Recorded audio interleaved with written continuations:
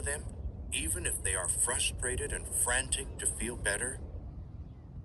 Or when confronted with an awkward situation, do we readily and openly come forward confessing the truth of the matter?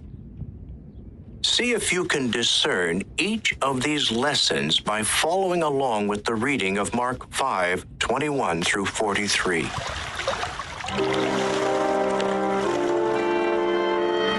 After Jesus had crossed back again in the boat to the opposite shore, a great crowd gathered together to him, and he was beside the sea. Now one of the presiding officers of the synagogue, Jairus by name, came, and on catching sight of him, he fell at his feet and entreated him many times, saying, "My little daughter is in an extreme condition. Would you please come and put your hands upon her that she may get well and live?" At that he went off with him, and a great crowd was following him and pressing against him.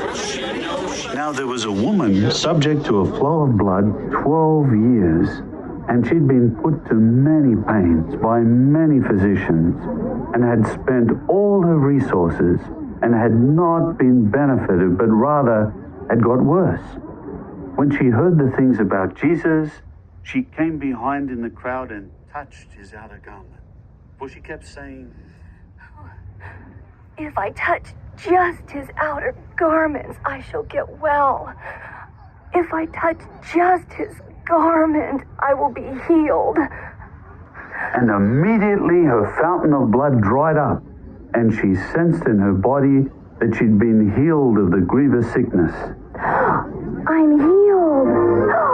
I'm well." Immediately also Jesus recognized in himself that power had gone out of him, and he turned about in the crowd and began to say, "Who touched my outer garments?"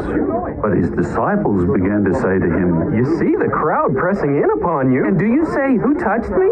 However, he was looking around to see her that had done this. But the woman, frightened and trembling, knowing what had happened to her, came and fell down before him and told him the whole truth. He said to her, "Daughter, your faith has made you well. Go in peace and be in good health from your grievous sickness." While he was yet speaking, some men from the home of the presiding officer of the synagogue came and said, "Your daughter died." Why bother the teacher any longer? But Jesus, overhearing the word being spoken, said to the presiding officer of the synagogue, Have no fear, only exercise faith. Now he did not let anyone follow along with him except Peter and James and John, the brother of James. So they came to the house of the presiding officer of the synagogue, and he beheld a noisy confusion and those weeping and letting out many wails. And after stepping in, he said to them, "Why are you causing noisy confusion and weeping? The young child has not died, but is sleeping."